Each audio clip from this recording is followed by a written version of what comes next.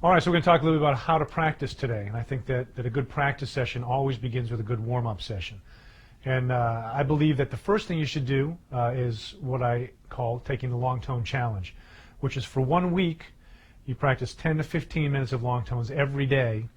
And if at the end of that week you don't notice a difference in your own tone, don't ever do long tones again.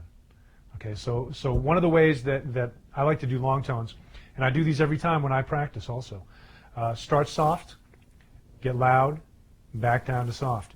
Always use a tuner, always try to keep that tuner buried in tune at every dynamic level as well. For example.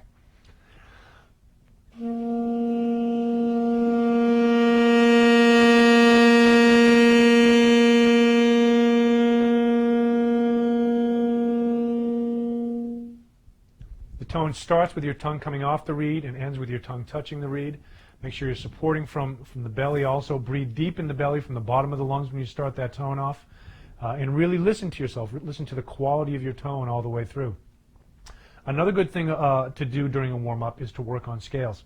It can be major, it can be minor, it can be modes of those scales. It can really be any kind of thing that you want to do to kind of get the fingers working and get the breath support going. One of the ways that I practice scales now is I do them in different patterns. For example, I may do scales in groupings of fives. So if it was a G major scale, you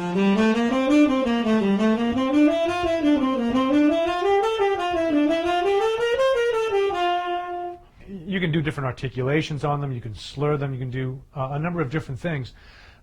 What that starts to do is it starts to introduce you to mixed meter also.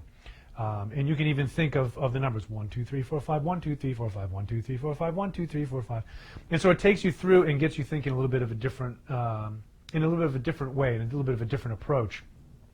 So by doing it this way, it makes the warm-up time interesting, makes it fun, and it makes it a practical application of some different methods and different techniques that maybe you haven't tried before. So I'd really recommend trying these at your next rehearsal or at your next practice session. Work hard, work slowly, and really listen to yourself.